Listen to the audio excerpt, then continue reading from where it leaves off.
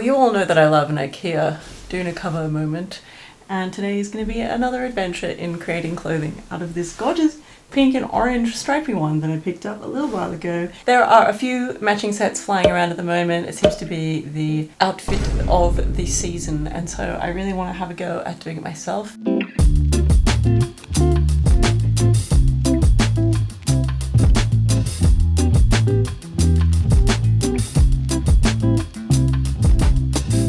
Picked up this doona cover.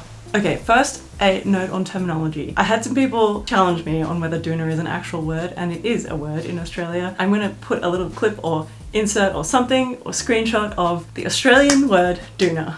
Basically it means what you put, the cover that you put over your bed cover. I don't know, people call them duvet, coverlet. The thing that's not a blanket, the thing that's chunkier than a blanket. In Australia we call that a doona.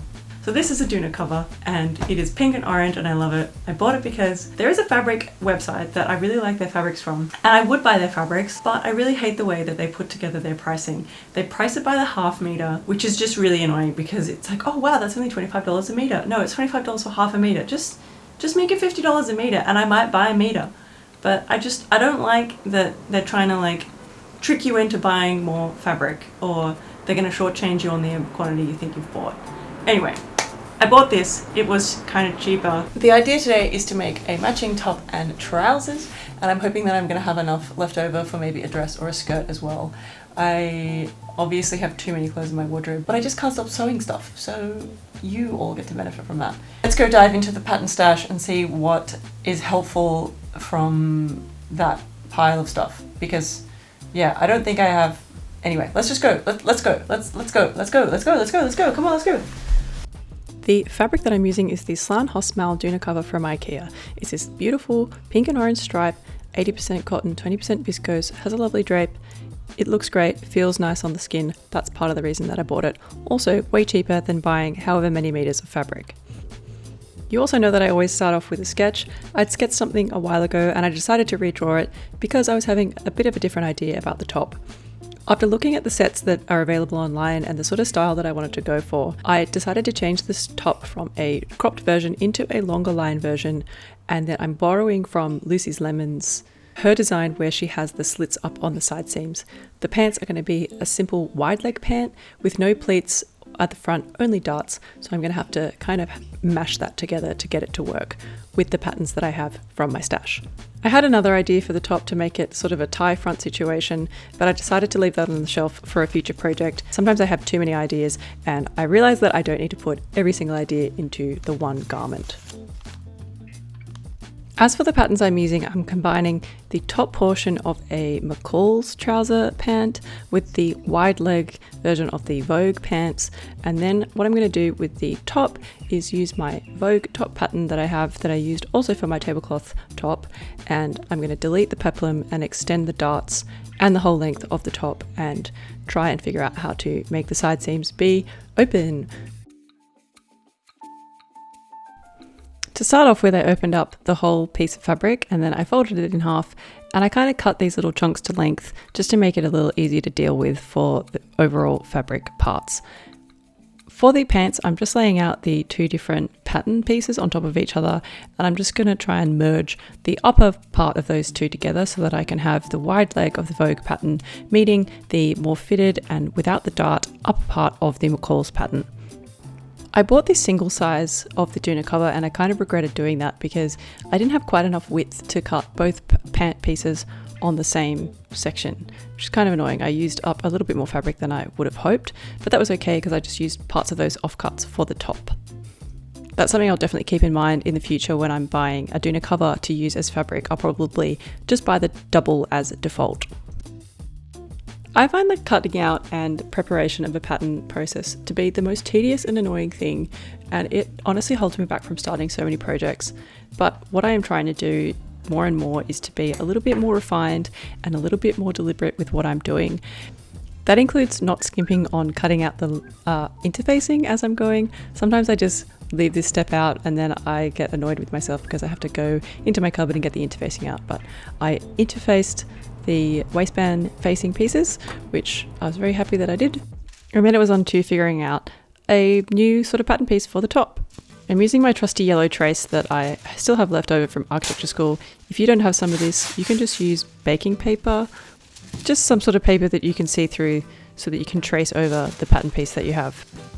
As I said earlier, I'm taking this Vogue pattern piece for this bodice, and I'm going to extend the dart line down and extend the whole line at the top so that it's kind of the same length as where the peplum would end up, but without a peplum. Because I don't want to have these two pieces, I want to make sure that the stripes of the fabric are continuous from the top to the bottom hem of the top. And to extend those darts down, what I did was traced off the top half of the pattern, and then I flipped over the pattern piece, and I just traced the mirrored version of what the dart was going to be. I kind of didn't do this correctly, or I wasn't really confident, so I decided to make a bit of a toile and cut it out of some of the leftover white fabric that I had from a long time ago when I made a bedsheet dress. So I just decided to cut out half of the top, the front part of the top. It's going to be cut on the center fold, and then I decided to cut that out and pin the dart where it was going to end up and just see how that was going to fit against my body.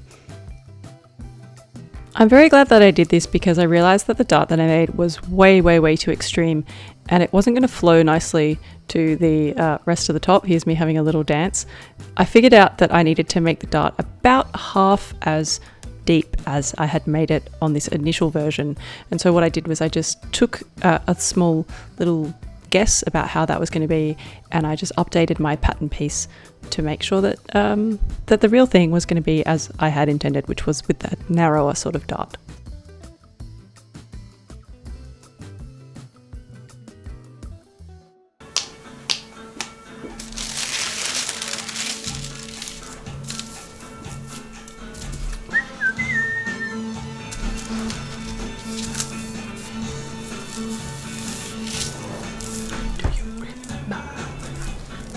When you're working with the kind of fabric that has a very distinct repeat on it, like a stripe, you have to be really deliberate about where you put those different elements. So you can see here that I'm lining up the orange stripe to be right smack bang in the center front of this bodice piece because I'm cutting it on the fold.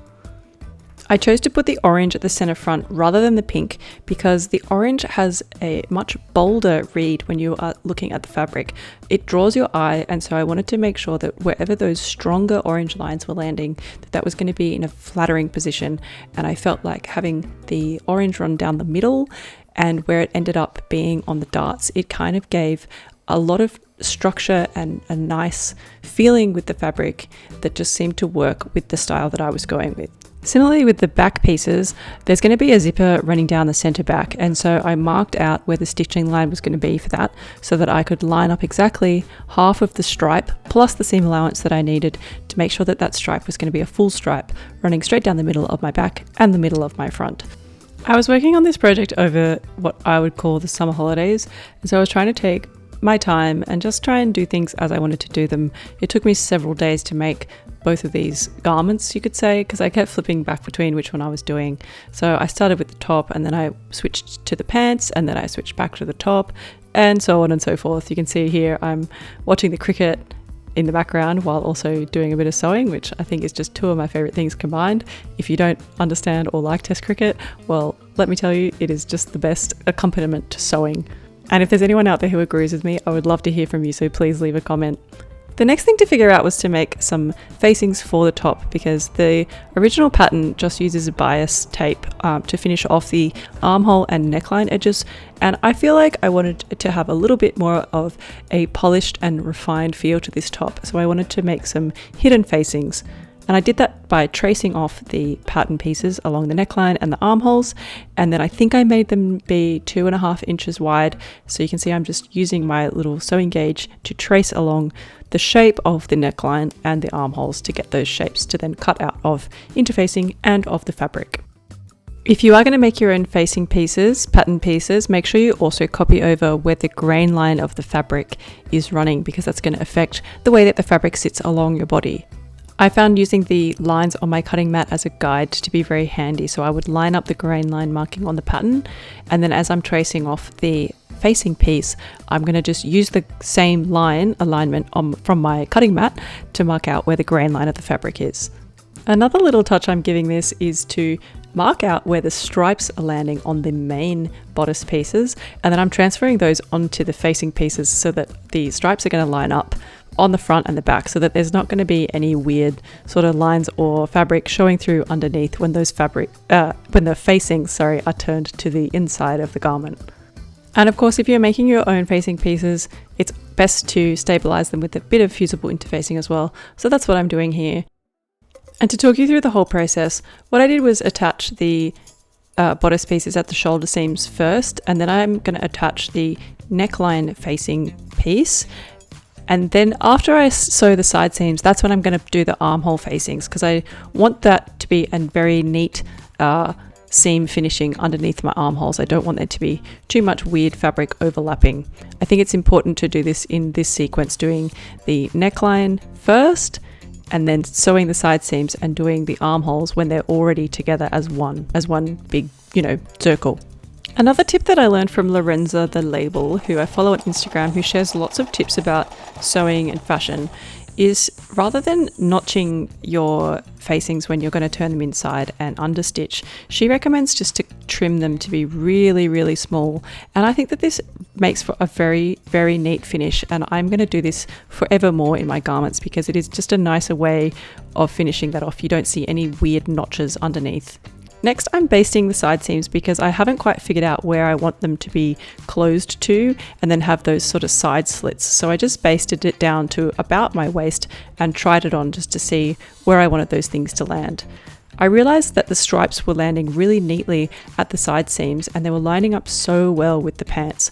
So I decided to trim the open bit of the side seam to be in line with the edges of the stripe. So the orange stripe on the front and the pink stripe on the back, so that when they're opening up, it looks like a natural point of where that line is meant to separate between the upper and the bottom portion.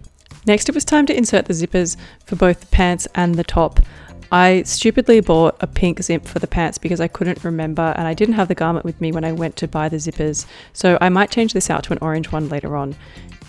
With invisible zippers, I always have to consult some sort of instructions. I think Gracie Steele's instructions are really excellent. I used her instructions from one of her patterns. I can't remember which one it is. I will put a comment or insert some text here.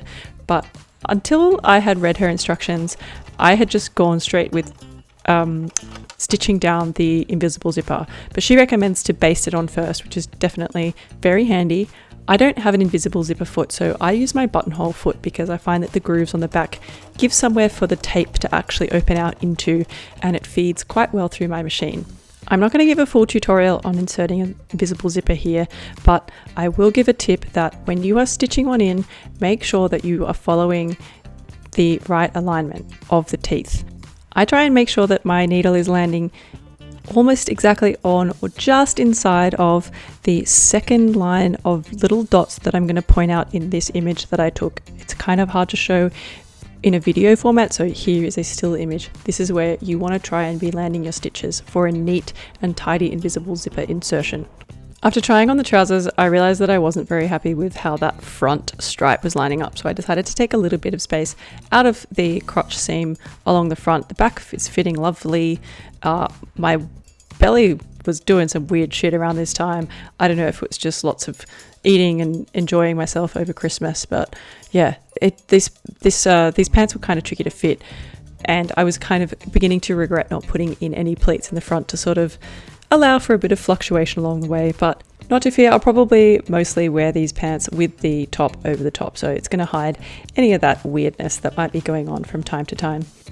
Another great hack that I've started to introduce as I'm going along is using a towel to do my pressing. How did I not know about this before? Thank you, internet, for showing me this little trick. I didn't know that I needed to do this. I also didn't know that a tailor's ham was something that existed. That's crazy. Just use a towel. It works so nicely. And here I am demonstrating that I'm just going to tack these little bits of facings down into the seam allowance.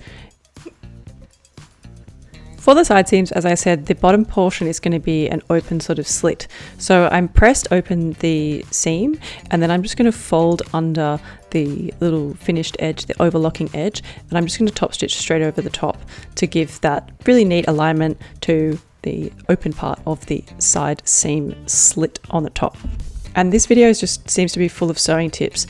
If you want your sewing to look really neat and tidy, just press the absolute bejesus out of everything you do. Every time you do a seam, press it. Every time you're not sure about something, press it, because that'll just give you a really good structure and really neat and tidy finishes to your garments.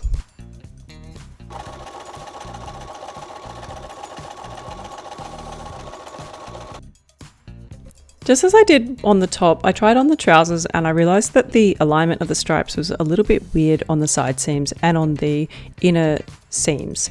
So I decided to take off a little bit of fabric just to make sure that when these seams are finished and from the outside, you can see a nice transition between orange stripe, pink stripe without too many little bits left over in between. It just looked quite untidy to have these small little glimpses of stripe where it was going to be more refined to make sure that those things were lining up really neatly and in alignment with the stripe of the fabric. And I'm so glad I took the time to do this, because it was at this point that they went from looking like pajama pants to looking like refined, lovely, elegant trousers. I'm going to try not to complain too much, but another part of sewing that I really hate is the finishing off. The bloody annoying little bits of hand sewing, slip stitching, doing all of those little tacks and tidying up all the threads and stuff. Sometimes I just can't be bothered to do that stuff. But one thing that I read a couple of years ago is that in architecture, so similarly in design, in sewing, you have to learn to love the process of stuff, and that includes doing the really boring and annoying stuff. So I'm trying to make myself take time to just sit down and enjoy doing the tedious things when it comes to finishing off my sewing projects. As I'm hand sewing here, I'm 99% sure I had my headphones on, probably had a cup of tea nearby, trying to listen to a podcast, giggle along to whatever jokes that they're making, and just try and make this process more enjoyable for myself.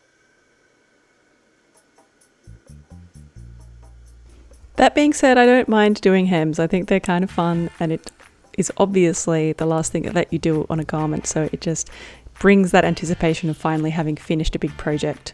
For the top, I just did a little double fold rolled small hem because I don't think I'd left myself quite enough length on the back pieces. I had to trim off a little bit on the front piece because I did eyeball that when I was cutting it out. And then I just top stitched along the same color thread that I used to top stitch the side seams, which was this pink one. I did test an orange one, but the pink just seemed to disappear a little bit more. I didn't have quite the right orange to make it disappear on the orange parts.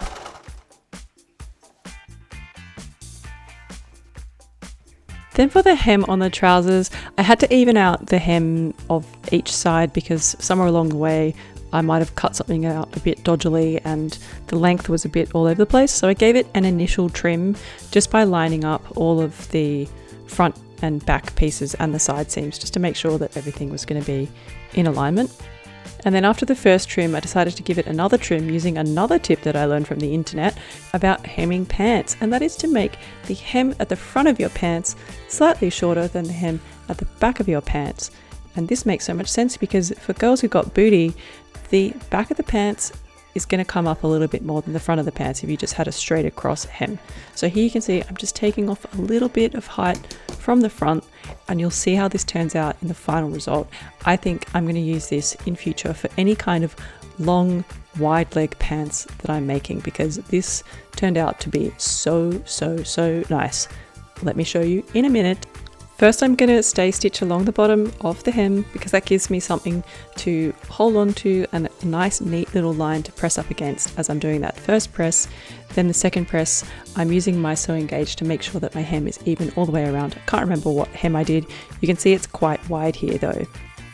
You would have seen me use this trick before for sewing a non-typical width hem where the marking is kind of off the base plate of the sewing machine. Just mark it out using a ruler and some masking tape, and that gives you a neat guideline to follow along as you're sewing your hem top stitching. I've started top stitching all my hems rather than sewing from the inside. Another tip from Lorenza Label, she's full of these amazing tips, and it's because the feed dogs of the machine take up that extra bit of slack as you're going along the hem, and it turns out to be really neat and tidy, and I love this tip. Thank you so much, Lorenza. And here is the final set. It's certainly a head turner, so it took some courage to wear out in the wild for the very first time. I'm so proud of myself for taking the time to line up the stripes exactly right and refine the finished alignment of the side seams on both the top and the trousers. You can see that the hem on the trousers means that the bottom edge just floats across the ground when I'm wearing these sort of flat sandals, and it allows the front of the pants to sit nice and flat without bunching too much at the bottom. After a full day at work, it was a little bit creased, but I don't really mind because the fabric is pretty comfortable to wear. My only regret is that I think I made the rise a little bit too high, so there's a bit of fabric around the waist, but I don't really mind because that's hidden below the top anyway. I'm obviously super stoked with how this doona cover turned out. Can't believe that I'm wearing bed sheets essentially. And I'll see you very soon for more projects. I have a lot of ideas for 2025 and I can't wait to share them with you. So I'll see you very, very soon. Bye.